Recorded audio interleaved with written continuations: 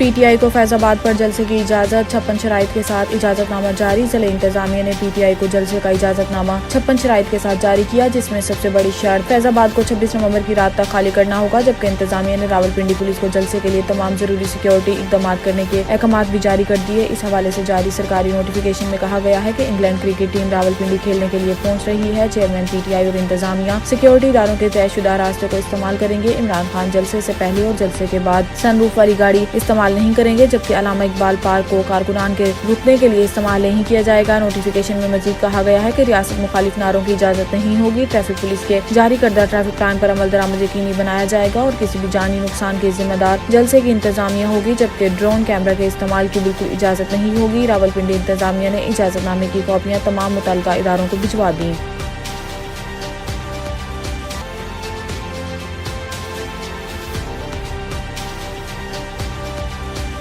اسلام آباد میں مزید 2 ماہ کے لیے دفعہ 144 نافذ۔ اسلام آباد کی ضلع انتظامیہ نے مزید 2 ماہ کے لیے دفعہ 144 کا نفاذ کر دیا ہے۔ اسلام آباد میں کسی بھی قسم کی ریلی، جلسے، جلوس یا احتجاج پر پابندی عائد کر دی گئی ہے۔ اس حوالے سے جاری نوٹیفکیشن کے مطابق 5 یا اس سے زائد افراد ریلی یا جلسے کے لیے ریڈ زون میں بھی جمع نہ ہوں۔ نوٹیفکیشن کے مطابق دفعہ 144 کا نفاذ 23 جنوری 2023 تک کے لیے کیا گیا ہے۔ اسلام آباد میں پہلے سے نافذ دفعہ 144 کی پابندی گزشتہ شام ختم ہوئی تھی۔ علاوہ ازیں وفاقی دارالحکومت کو اہم مقامات سے کنٹینرز لگا کر بند کرنے کا فیصلہ بھی کیا گیا ہے۔ فیض آباد کو چاروں اطراف سے کنٹینرز لگا کر مکمل سیل کر دیا جائے گا۔ آج سے فیض آباد، کورال چوک اور 26 نمبر چنگی سے داخلی راستے بند ہو جائیں گے۔ فیض آباد سمیت اہم داخلی راستوں پر 20,000 نفری لگائی جائے گی۔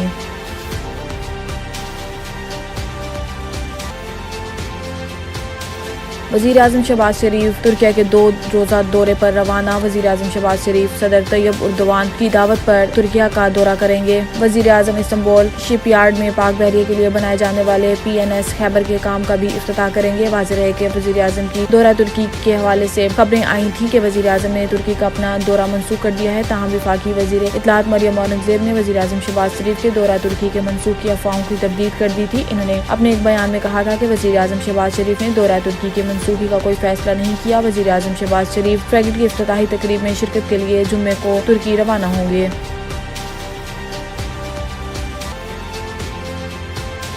حکومت نے آرمی چیف اور چیئرمین جوائنٹ چیف کی تقرریوں کے نوٹیفکیشن جاری کر دیے۔ وفاقی حکومت کی جانب سے جاری گزٹ نوٹیفکیشن کے مطابق ساحر شمشاد مرزا کی جنرل کے عہدے پر ترقی اور بطور chairman joint chief of staff committee تعیناتی کا اطلاق 27 نومبر سے ہوگا۔ گزٹ نوٹیفکیشن کے مطابق ساحر شمشاد مرزا کو 3 سال کے لیے چیئرمین جوائنٹ چیف کے عہدے پر تعینات کیا گیا ہے۔ نوٹیفکیشن کے مطابق سید عاصم منیر کی جنرل کے عہدے پر ترقی اور بطور چیف آف آرمی اسٹاف تعیناتی کا اطلاق 29 نومبر سے ہوگا، جبکہ جنرل عاصم منیر کی بھی بطور آرمی چیف تعیناتی 3 سال کے لیے کی گئی ہے۔ جنرل عاصم منیر 29 نومبر کو بطور 17ویں آرمی چیف کی کمانڈ سنبھالیں گے۔ اس کے علاوہ وفاقی حکومت نے army chief general Qamar Javed Bajwa اور chairman joint chief general Nadeem Raza کی ریٹائرمنٹ کے نوٹیفکیشن بھی جاری کر دیے ہیں۔ نوٹیفکیشنز کے مطابق army chief general Qamar Javed Bajwa 29 نومبر اور chairman joint chief general Nadeem Raza 27 نومبر کو ریٹائرڈ ہوں گے۔